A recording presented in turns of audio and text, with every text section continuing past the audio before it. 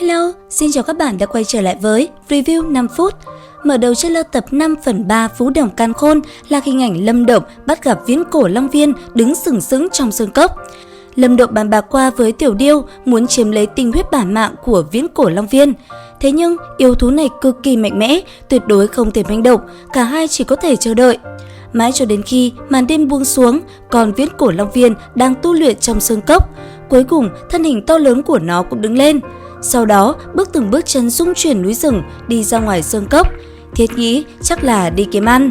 Lâm Động cô ném mùi tanh, sau đó cẩn thận di chuyển trong sơn cốc rộng lớn. Sơn cốc này chính là lãnh địa thuộc về viễn cổ Viễn Long, gần như là nơi cấm địa trong viễn cổ phế giản. Tiến vào được nơi trung tâm cốc, một cái ao nhỏ liền xuất hiện trong mắt hắn. Nước trong ao hiện lên màu đỏ thẫm, giống như máu tươi ngưng tụ, quỷ dị vô cùng. Mà ngay chính giữa ao lại huyền phù hai quả huyết quả cực kỳ quỷ dị. Hình dạng của nó giống như một đầu yêu thú, và lại không nhìn ra được rốt cuộc là thể hình của loại yêu thú nào. Nhìn vào có chút khiến người ta rợn tóc gáy. Lẽ nào đây chính là vạn thú quả? Vật này đối với loài người mà nói có hiệu quả kỳ diệu trong việc tu luyện nhục thể. Tuy rằng không thể khiến con người ngay tức khắc đột phá đến niết bàn cảnh, nhưng đối với người tu luyện thân thể mà nói, hiệu quả cũng rất tốt. Trên hai viên vạn thú quả này đều được viễn cổ Long Viên để lại dấu ấn. Nếu như có người lấy mất nó đi, nó lập tức có thể cảm nhận được, đồng thời còn có thể phát giác ra vị trí của người lấy trộm. Tiểu Điêu cười quái dị một tiếng, không một tiếng động nuốt lấy hai cái vạn thú quả đó vào trong. Mà cùng với sự biến mất của vạn thú quả, cái ao đó cũng đột nhiên nổi lên từng đợt sóng ba động, nhưng vẫn chưa đợi luồng sóng ba động đó khuếch tán ra, liền bị Tiểu Điêu trấn áp xuống. Sau đó cả hai nhanh chóng rời khỏi.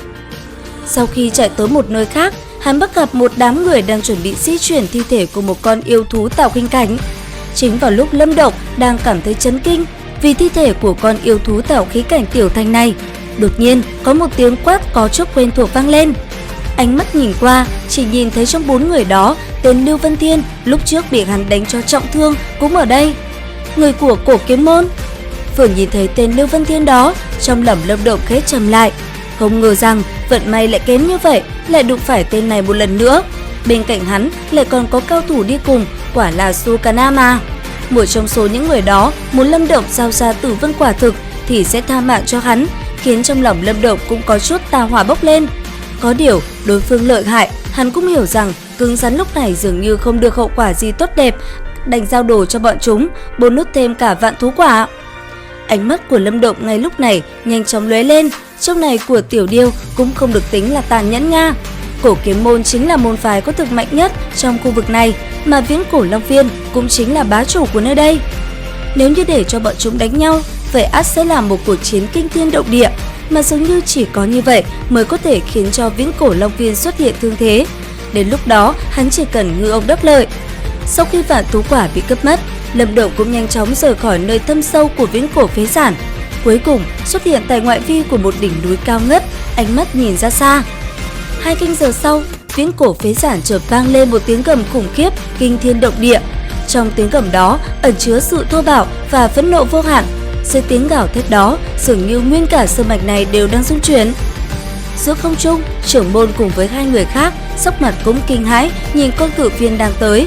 Cho dù là thực lực của bọn họ hơn người, nhưng lúc này đây cũng đang bắt đầu run sợ. Ngay lúc 3 người gọi chốt nguyên lực vào thạch kiếm, các đệ tử và chấp sự hộ pháp của Cổ Kiếm Môn cũng đã bắt đầu khơi ra nguyên lực trong cơ thể.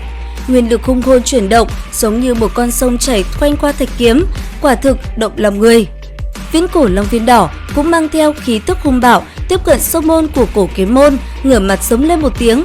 Sau đó, dưới ánh mắt chấn kinh của không ít người, nhấc lên một ngọn núi nhỏ, hung hăng ném về phía Cổ Kiếm Môn. Nhìn thấy Cổ Kiếm Môn phát ra sự công kích lợi hại như vậy, Lâm Động cũng có chút kinh ngạc. Có điều, nụ cười trước khuôn mặt càng lúc càng rõ. Trò vui này đều phải cả đôi bên đều mạnh, như vậy mới như ý nguyện của hắn. Đến đây thì hết tập 5/3 Vũ Đồng Càn Khôn. Xin chào và hẹn gặp lại các bạn ở những video tiếp theo.